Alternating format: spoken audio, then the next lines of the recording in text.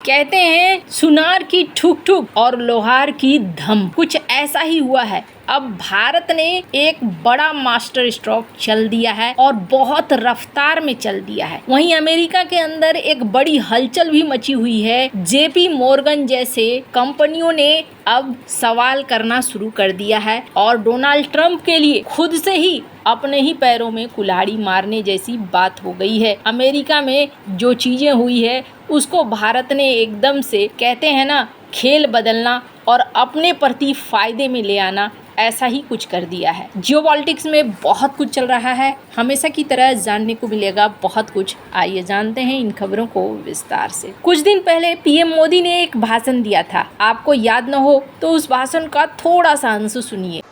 दुनिया में हमारा कोई बड़ा दुश्मन नहीं है।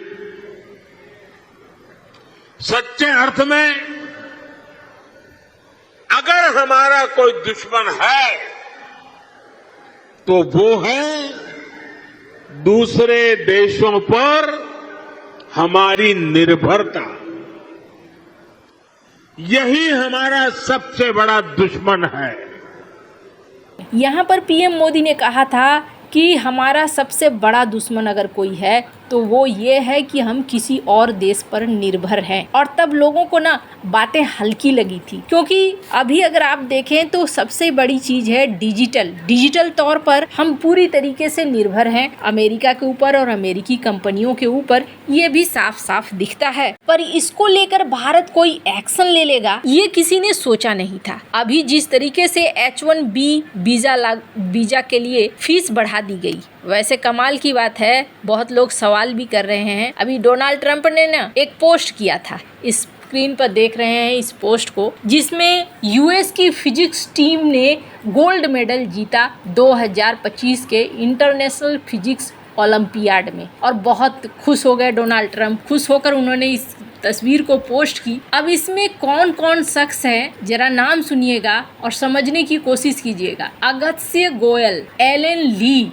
जोशुआ वैंग, फिडोर येवशुंको और ब्रेन झांग। इसमें से कोई भी ऐसा लगता नहीं है कि अमेरिकन है। वो एक इंडियन है तो 2 चाइनीज लग रहे हैं। और कहा जा रहा है कि ये जो 5-6 लोग हैं इनमें एक भी इंडियन नहीं है। कौन है ये लोग? ये वो लोग हैं जो H1B वीजा के तहत जिनके माता पिता आए और फिर ये बाशिंदा बन गए। इससे भी बड़े बड़े एग्जाम्पल हैं, जैसे कि सुंदर पिचई को ले लें। एलन मस्क खुद भी H1B वीजा पर ही आए हुए थे और इन्होंने अमेरिका को संवारा। लेकिन डोनाल्ड ट्रंप ने अब सीधे से एक्शन ले लिया और H1B वीजा के लिए फीस बढ़ा दी है। कंपनियों को थोड़ी राहत मिली। आप समझ लीजिए, जब डोनाल्ड ट्रंप ने ये ऐलान किया था ना, तो भारत में जो हलचल मची थी, भारत के साथ साथ अमेरिकन कंपनियों में भी हलचल मची थी। ये जो एक ग्राफ देख रहे हैं, जिस ग्राफ में आपको समझ में आ रहा होगा कि भारत से 70% से ज़्यादा, करीब 71% वीजा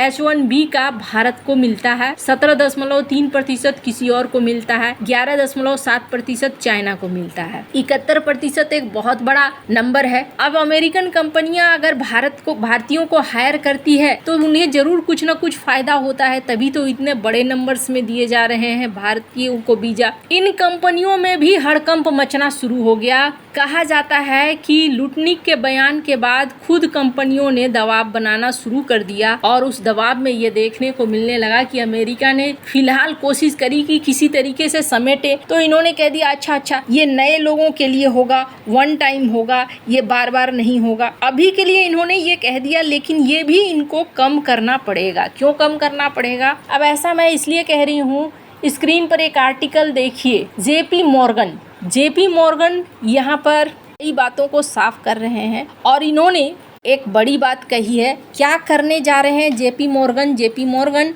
अमेरिकन कंपनी है जिसके CEO जेमी डिमोन, इन्होंने एक बड़ा बयान दिया है। पर उस बयान से पहले देखिए भारत ने किस तरीके से इस मौके का फायदा उठा लिया है और मौके पे चौका जड़ दिया है। स्क्रीन पर एक वीडियो है अश्विनी वैष्णव, IT मिनिस्टर का। मैं चाहती हूँ उसे थोड़ा आप सुने। Office suite, it's phenomenal. I am so impressed with the capabilities of Zoho Writer, Zoho Sheets and Zoho Presentation. This is really good. I think I'll be shifting to Zoho at the earliest. उन्होंने इसके साथ एक tweet भी किया है। यहाँ पर इन्होंने एक स्वदेशी प्लेटफॉर्म जोहो को लेकर चर्चा की है। जोहो जो कि एक डिजिटल प्लेटफॉर्म प्रोवाइड करता है और इसमें माइक्रोसॉफ्ट के डॉक्यूमेंट, प्रेजेंटेशन, एक्सेल सीट, ये सारे काम जोहो में भी हो सकते हैं। जोहो का अपना ये सब कुछ है। और अश्विनी वैष्णव ने क्या कहा है कि मैं इस पर शिफ्ट कर रहा हूँ और स्वदेशी अपना रहा हूँ, यानी कि अब गूगल डॉक नहीं, माइक्रोसॉफ्ट के डॉक्यूमेंट नहीं, बल्कि जोहो के डॉक्यूमेंट और जोहो के एक्सेल सीट और प्रेजेंटेशन में इस्तेमाल कर रहा हूँ। मैं लोगों को भी कहता हूँ कि आप इसमें धीरे धीरे शिफ्ट कीजिए। ये जो बयान है ना, ये बयान बहुत खास है। इनके जो सीईओ हैं, इन्होंने थैंक यू बोला है। इन्होंने कहा है कि हम लोग आपको प्राउड फील कराएंगे, 20 साल से हम लोग इस पे लगे हुए हैं। ये एक वो सीढ़ी है जहाँ पे भारत ने चढ़कर दिखाना शुरू कर दिया है कि डिजिटल प्लेटफॉर्म आने वाले समय में बदलने वाले हैं और भारत स्वदेशी इस्तेमाल करने वाला है। इसके अलावे अभी आप देखेंगे ना, योगी जी जो कि उत्तर प्रदेश के मुख्यमंत्री हैं, उन्होंने भी अपने राज्यों में इस चीज का बढ़ावा देना शुरू कर दिया है, स्वदेशी अपनाना है। वहीं पीएम मोदी ने भी अपने भाषणों में, चाहे वो अरुणाचल प्रदेश में उन्होंने भाषण दिया हो या हाल फिलहाल के कई सारे स्पीच दिए हो, उन्होंने स्वदेशी के ऊपर अब धीरे धीरे प्रकाश करना शुरू कर दिया है। इसका क्या मतलब है? इसका मतलब ये है कि भारत अब एकदम सही ट्रैक पर जा रहा है। एक बार को आप पूरी तरीके से खुद पर निर्भर हो जाएंगे तो फिर दूसरे देश इस तरीके की मनमानी नहीं कर पाएंगे। अब रही बात H1B को लेकर, जेपी मॉर्गन ने क्या कहा है, तो जेपी मॉर्गन और जेपी मॉर्गन जैसी कई सारी कंपनियां हैं जो बौखलाई हुई हैं। जेपी मॉर्गन ने एक बात तो साफ साफ कहा कि ये कहां से आकर टपक पड़ा H1B वाला मामला, इसे तो आना नहीं चाहिए। ये भारत और अमेरिका को दोस्त रहना चाहिए, हमेशा से एक अच्छे दोस्त की तरह काम करना चाहिए। इन्होंने कहा कि जल्द ही सारी समस्याएं हल हो जाएंगी, टैरिफ वगैरह का मामला हल हो जाएगा और हम लोग बात करेंगे। अब इससे आप समझ सकते हैं कि अमेरिकन कंपनी खुद भी परेशान हो रही है डोनाल्ड ट्रंप के इस फैसले से। भारत के लिए क्या है? भारत के लिए ये एक बड़े मौके से कम नहीं है, जहां भारत इस मौके को अपने लिए इस्तेमाल कर रहा है, स्वदेशी के लिए इस्तेमाल कर रहा है। अब बहुत सारे लोग ये कह रहे हैं कि अच्छा, अब तो नए वीजा में बहुत की कटौती हो जाएगी।